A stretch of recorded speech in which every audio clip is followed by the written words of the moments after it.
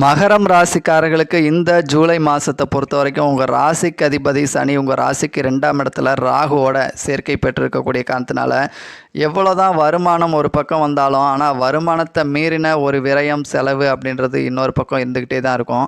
அதே மாதிரி உங்கள் ராசிக்கு 6ஆம் இடத்துல 8ஆம் இடத்ததிபதியான சூரியனும் குருவும் சேர்க்கை பெற்றிருக்கக்கூடிய காரணத்தினால உங்களுடைய வேலை அப்படின்றது கொஞ்சம் ஒர்க்லோடு அப்படின்றது கொஞ்சம் கடினமானதாகவும் அதிகமானதாகவும் இருக்கும் அப்படின்னு சொல்லலாம். அதே மாதிரி 8ஆம் இடத்துல செவ்வாயும் கேதுவும் சேர்ந்திருக்கக்கூடிய காரணத்தினால சொத்துக்கள் ரீதியான பிரச்சனைகளை சந்திக்கிறதுக்கான வாய்ப்புகள் இருக்குது.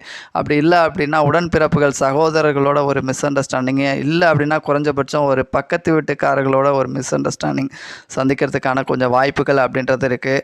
அதே மாதிரி குடும்ப வாழ்க்கை அப்படின்னு வர்றப்போ உங்கள் ராசிக்கு 5ஆம் இடத்துல சுக்கிரன் இருக்கக்கூடிய காரணத்தினால உங்களுக்கும் உங்கள் லைஃப் பார்ட்னருக்கும் அண்டர்ஸ்டாண்டிங் அப்படின்றது ஓரளவு சிறப்பாகவே இருக்கும் அப்படின்னு சொல்லலாம்.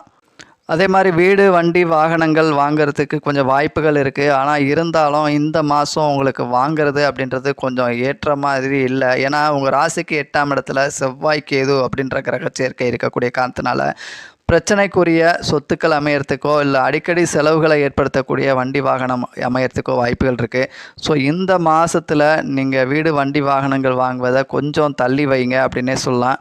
ஸோ மேலும் விவரங்களுக்கு ஆஸ்ட்ரோ ஆதிரன் சேனலை சப்ஸ்கிரைப் பண்ணுங்கள், லைக் பண்ணுங்கள் நண்பர்களே.